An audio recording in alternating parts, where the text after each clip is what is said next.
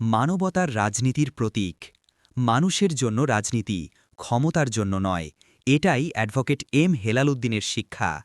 তিনি বিশ্বাস করেন, যেখানে অন্যরা প্রতিশ্রুতি দেয় সেখানে তিনি কাজ দেখান। এই ১৭ বছরে তিনি একটাও দিন নিজেকে থামাননি। বরিশাল ৪-এর মানুষ জানে, এই মানুষটা কাজ করতে জানে, ভালোবাসতে জানে।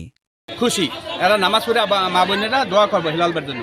আর আমরা এরকম একজন লোক চাই, আমরা সব লোক চাই, হ্যাঁ, যাতে আমরা একটু যাতে একটু আমরা ইয়াতে সহায়তা পাই আর কি এর লিগে। কিন্তু আমরা বহুত লোক দেখছি, এরকম দেখি না ইনশাল্লাহ। এখন আল্লাহ হয়তো দেখায় যদি, আলহামদুলিল্লাহ, মরিজা যদি না যাই আলহামদুলিল্লাহ, সবাই লেগা আর হেলাল ভাইয়ের লেগা তো দোয়া সবাই আছে ইনশাল্লাহ।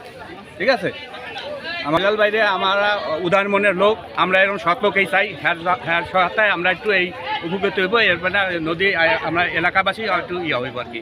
হ্যাঁ, এটা যেভাবে একজন ফালানি হয়, এটা আমরা একটু বাঁচুক এলাকাবাসী। আর নাইলে এই মসজিদ মাদ্রাসা আমরা কিছু বাঁচাইতে পারবো না। আর হলো উসিলা, হ্যাঁ, কারণ মানিক আল্লাহ। কিন্তু আমরা এরকম সৎ লোক চাই। আমরা এই সৎ লোক এরকম পাই না আমরা এই 15-16 বছরে। সবই মনে করেন আমি কিন্তু বাইরে ছিলাম, 25 বছর বাইরে ছিলাম, কিন্তু আমরা এরকম লোক পাই না।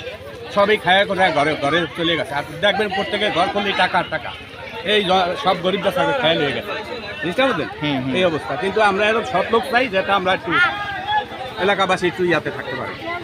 এই নদী বাংলা তো আমাদের দাবি, আর কোন দাবি নেই।